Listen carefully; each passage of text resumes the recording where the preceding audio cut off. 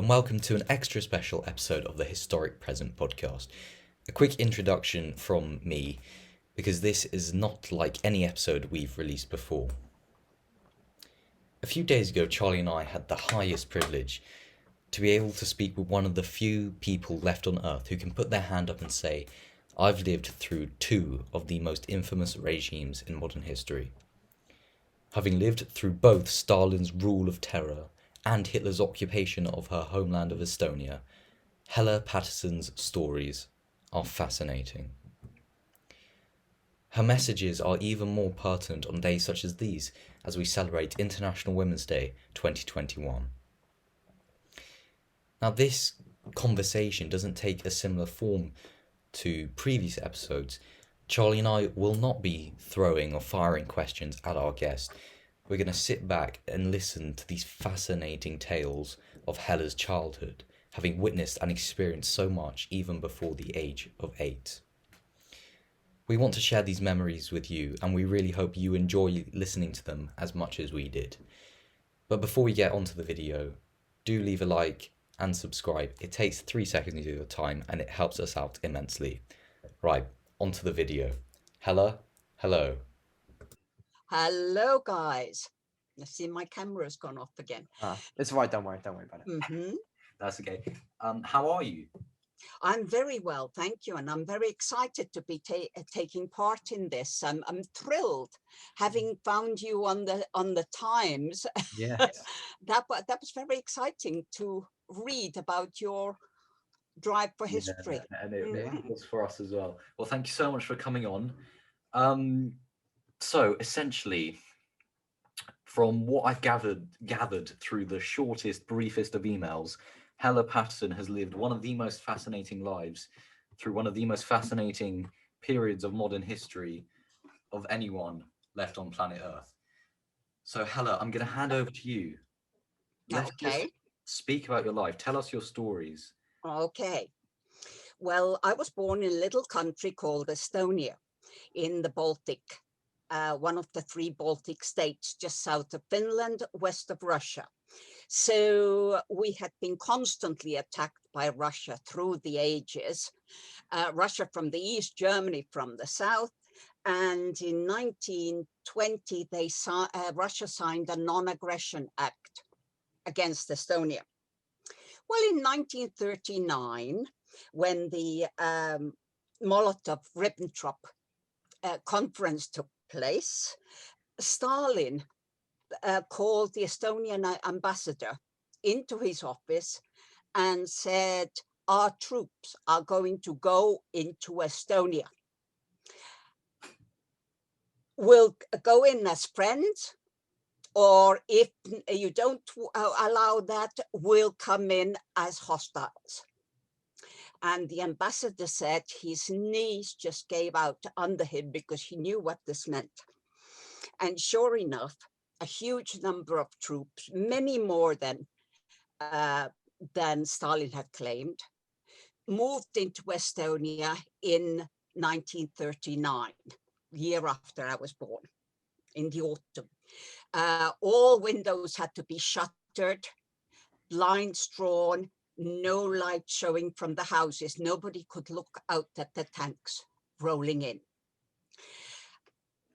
The Russians said they would not interfere with politics, but within months, all the Estonian government, from the president onwards, had been arrested and whisked away to Siberia. And then a new government was proposed, and they were all candidates put up by the Soviets. So they had come in, obviously, because they needed that unfrozen harbor on the Baltic. Yeah. And they needed the defense because the Germans could come there and set up their forces, or at the future time, the Americans could come and set up their bases there, and they would all have access to Russia. So within a year and a half, the Russians were gone because the Germans advanced, but they left with such destruction such inhumanity that they were an absolute nightmare. They, well, of course, rape is the main way of domination, but they cut women's breasts off, they cut limbs off, and during the last 6 months, they invited, the Soviet leaders invited anybody to form destruction battalions. That means the civilians as well. They could get together, and if they reported that so-and-so was saying nasty things about the Soviets, they could kill him and take his property. It was just total chaos. And they would arrive in the night, mainly, because people would stay up waiting to see if they were going to have a disturbed night or whether they're going to be dragged out. They would wait until about 4 o'clock in the morning when you were too tired to keep awake.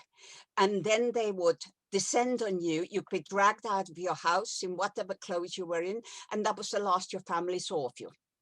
So there were thousands upon thousands of people who were taken to Siberia and the other countries around them, including my mother's elder brother, who was customs officer and border guard in Narva, which is the town closest to the Russian border.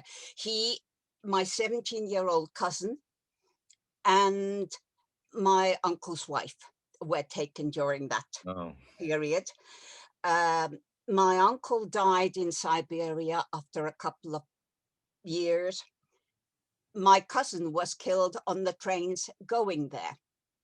That's what I was told. I don't know whether they stabbed him or simply threw him off the train, because when you're traveling through thousands of miles of tundra with snow all around, you just throw somebody off the train and 20 minutes later they're dead.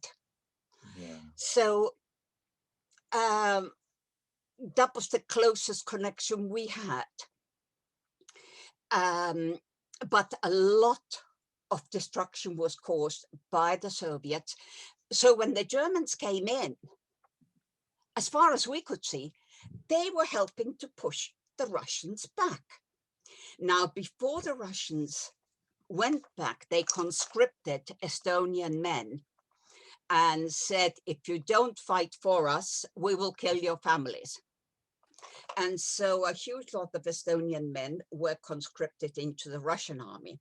Now in came the German army, and to us they were rescuers, because they couldn't possibly be worse than the Soviets had been. So I was told there was dancing in the street, and the whole Imagine that. Dancing in the streets for the Nazis.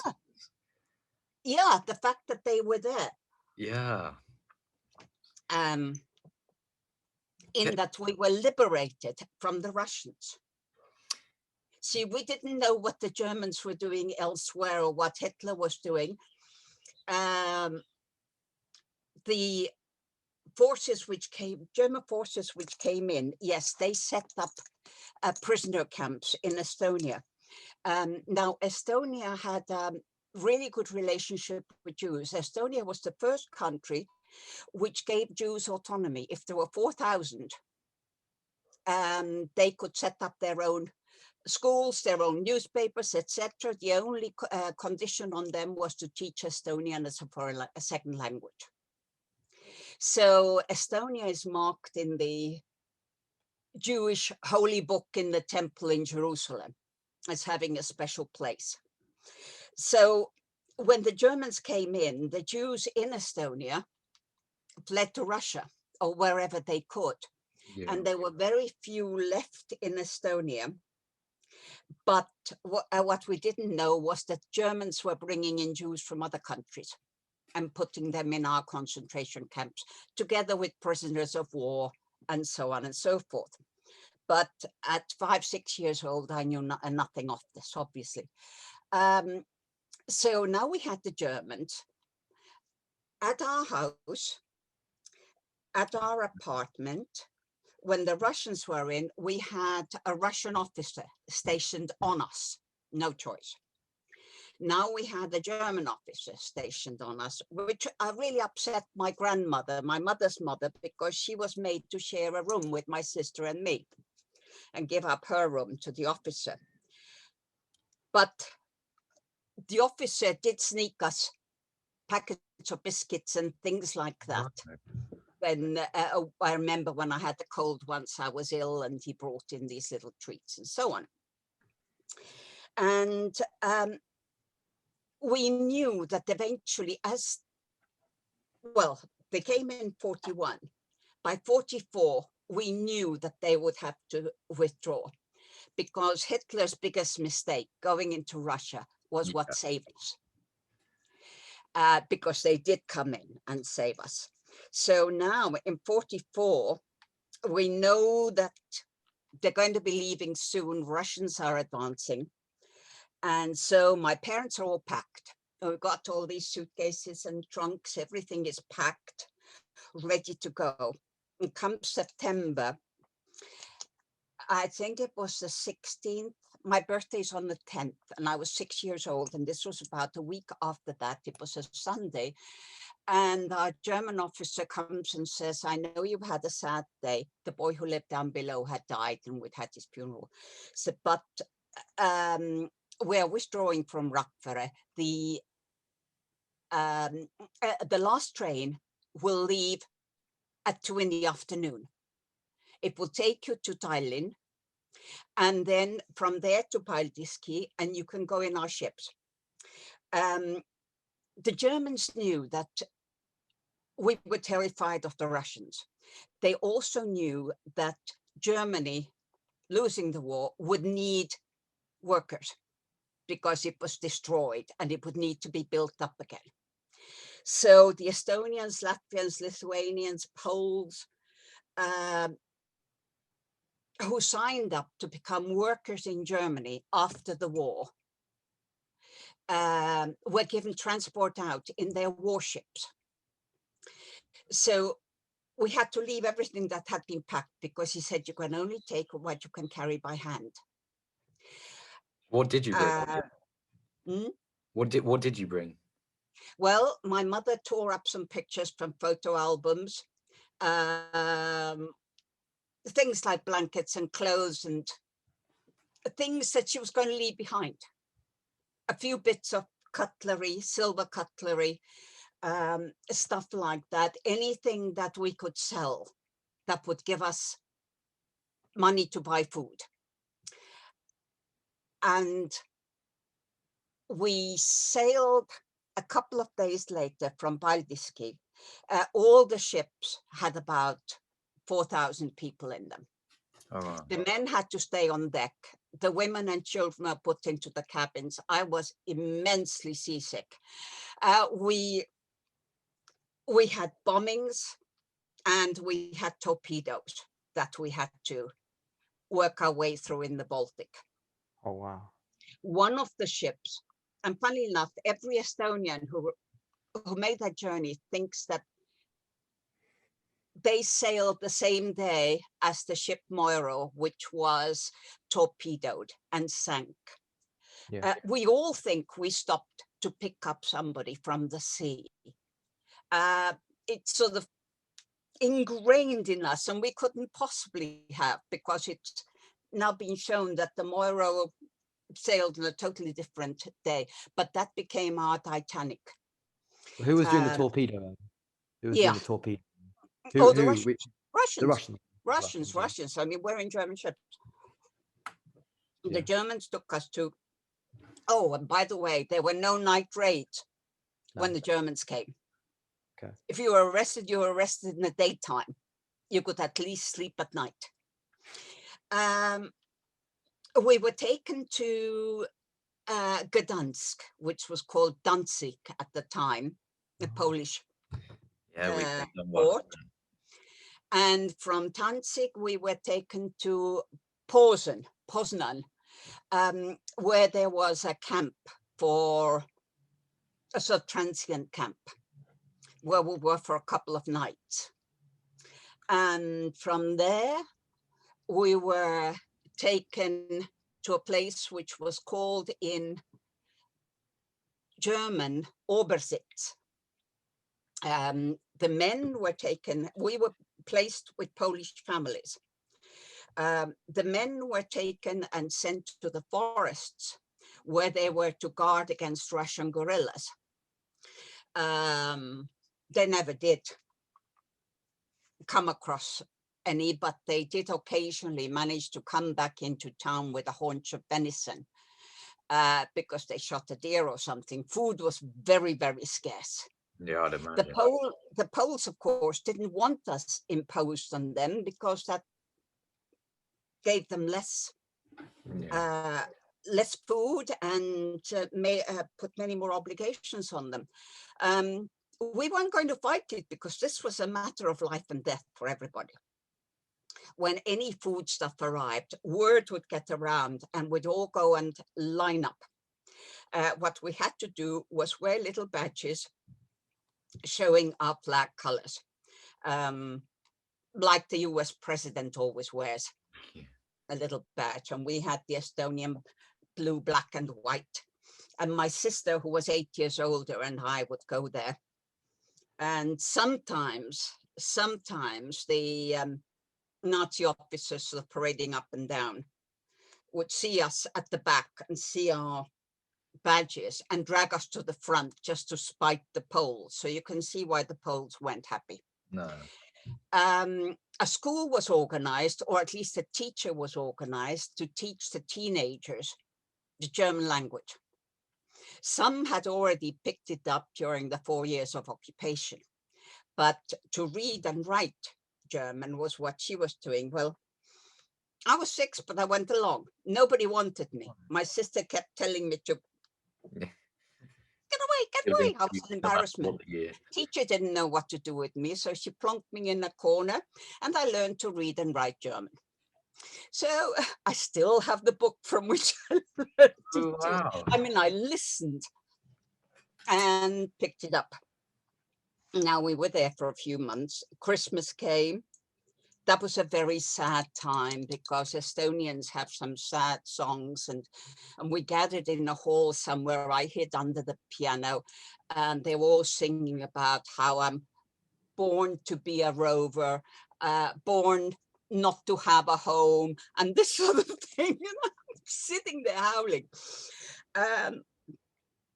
My other cousin, my other male cousin, my eldest uncle's son, my father's eldest brother's son, had been conscripted into the German army. See, the Russians took their conscripts and then the Germans took their conscripts.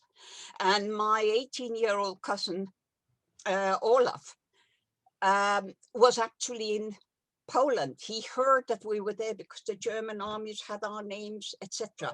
And so Olaf came to visit us, which was absolutely amazing, round about January, I think. And a couple of months later, we heard that he died in an ambush. Their little group of, his group of soldiers, they had been ambushed by the Russians from all sides. Can I just ask? Obviously, at that time, death was quite a. I suppose what was sort of everyone's attitude to death? Because it was almost so much death. Was it quite unsentimental, or what was it like?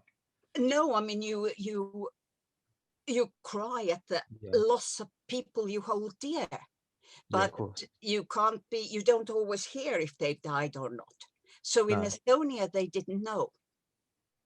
We did because the army let us know. But things were getting worse and worse. The Russians were approaching, and each morning I would wake up and I would listen.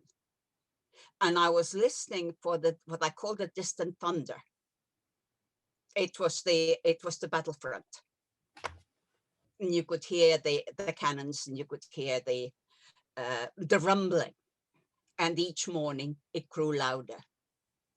And so the men were called in from the forests, and we were told that there would be a train at midnight that would take us out of Obersitz, take us to a place called Birnbaum, where we would catch another train in 2 days' time that would take us over the Polish border into Germany. So the men are told it's women and children only. You can't go with them. Well, midnight arrives, no train. 1 a.m. arrives, no train. 2 a.m. arrives, no train, and so on. And meantime, the distant thunder is getting nearer and nearer. The men gather together and they bribe a bunch of Polish farmers to bring their horses and carts, these open-sided carts. I mean, we're in deep snow at this point. Yeah. To bring their horses and carts, and they put us in these horses and carts and pay with whatever jewelry anybody has, whatever money anybody has, and as many blankets as possibly could. And we set off across the snowy plains and through forests. Of course, we're like a line of ants in the white of the snow, so we get bombed. And some people die of exposure. I mean, when you've got to pee, you've got to jump off the cart into the snow, undo yourself, pee, and then try to get back before you die. So several people died during the 2 days we were in horses and carts. At one point, we passed a line of Russian prisoners of war, one of whom overcame a guard, grabbed his gun and started shooting. So there was shooting going on over our heads. Our driver pulled down the flaps of his cap. He was going back to Poland, you know, he wasn't interested in us anyway. He didn't mind the Russians. And nobody could speak his specific dialect of Polish. So there was another quick whip around to see what money they could get, just to persuade him to take us on. And eventually they succeeded and he took us on. We reached Birnbaum in time, and we reached a train, which was a freight train. You know, the sort with no seats in, just carriages. Yeah. And it was so packed with people. We were there a couple of days, in fact, in that train. It was so packed with people. I remember lifting my feet off the ground because I thought, you know, I can go to sleep. I don't need to stand on my feet. But when you're swaying between people, even though you're not falling down, it's very uncomfortable. Sure. There again, the train would stop periodically. You would jump down and pee, whatever, and then back again. And some more people died on that journey. We made it to Germany. We were in a village at the farm. My mother, my sister, and I. My sister fell ill. And my mother and I were making our way into the village. I think we were trying to barter something for aspirin or whatever for her. We're walking along the railway tracks and we saw a man stumbling towards us, looking very ragged and very unsteady. And my mother said something about dirty old drunkard. And the man was right on us before we realized it was my father. Because when we had left the town in our horses and carts, the men were kept for a little while later, and then they were told, okay, go save yourselves. Throw your weapons away. Go save yourselves. Well, my father was a farmer. He wasn't going to throw his weapon away. He knew how to use it. So he kept his revolver and he came in search of us. But the day he found us was the day he was going to blow his brains out, because he'd lost all hope of ever finding us.